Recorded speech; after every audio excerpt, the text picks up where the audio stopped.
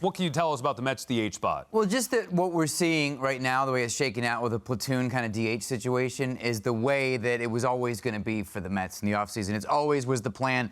And the reason is they have a lot of right-handed hitters that they want, and some left-handed hitters even, other than Daniel Vogelbach, who they want to work into that lineup at times. If they signed a J.D. Martinez, who, by the way, had a lower OPS last year than Vogelbach. Oh, God. He did, by substantially. But if they signed a guy like that, all of a sudden, they wouldn't be able to rotate in the veterans. Alonso, McNeil, Marte, Canna. There's a lot of guys that they're going to want to get off their feet for a day here and there. And then they're also not going to be able to rotate in the rookies. Alvarez, Vientos, Beatty from the left side. These are guys that won't be contending for a DH job out of spring training, but at some point in the year, they'll want to get at bats for these guys. So it always is going to be like sometimes baseball people say like ham and egg it instead of get, a platoon kind of situation rather than just get a starting guy. And that's what they're going to do. And they're very happy, just like I know you are, Sal, with Vogelbach with that 800-plus OPS from the left side. He's looking trim, by the way. He's looking super trim. That's I not my saw a concern. picture on Instagram. He's looking good. I don't care if he weighs 500 pounds. I want him to hit home runs or be able to play a position or be able to run the bases. Well, he's not going to be able to play a position. He doesn't do anything. He doesn't hit for a high average. But if he gets on base and hits for power from the left side, and you have Pham,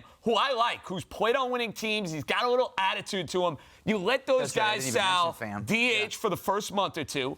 If they're not cutting it, then it's Alvarez, then it's Beatty, then it's Vientos. The Mets, you would hope, by June, July, and August, those young guys, hey, it's go time. You give the veterans 6 to 8 weeks to show me what you got. If you don't have the answer, it's time for the kids. By the way, you mentioned Pham, which I neglected. Right. And I should also mention Darren Ruff, who hits left-handed pitching better than Tommy Pham and is very much in the mix, too. Another one of your favorites. Ruff and Vogelbach? Yeah.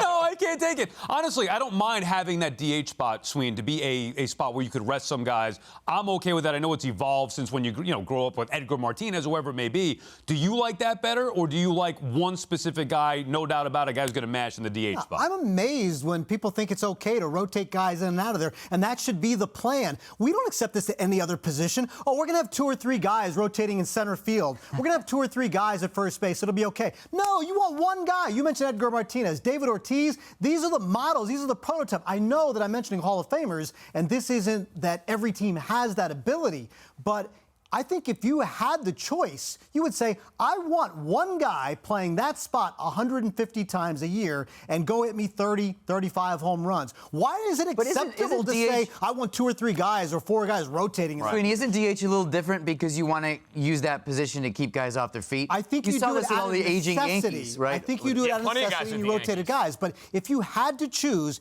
you would want to say, I want one guy playing first base, I want one guy playing second base, I want one guy DHing. Right. In a perfect world. Yeah, because you have guys that are good enough that you want in the lineup every day. Why would you want somebody that's, he can't play every day? I want the guy that wants to, you want in there 500 times. Don't design it that way. Fall back to that. And I'm okay with it the way that it's evolved. And even for the Mets, and I get that the way that it looks now is not going to be the way that it is in the year. But if you're pitching to me and selling to me versatility, flexibility, then you cannot sell me Daniel Vogelbach. I'm sorry. Get me some, I don't have a big problem with Tommy Pham. Tommy Pham's not a Hall of Famer, but I like him. He's a baseball player. He'll DH a little bit. He'll play the outfield. He can run. He's a ball player. Vogelbach is not. So basically what you're telling me is for a DH, you need them to mash. If they're going to be a guy like Vogelbach, he better and they're mash. exclusively a DH and they have no versatility, he better mash. It's not the home runs that you want.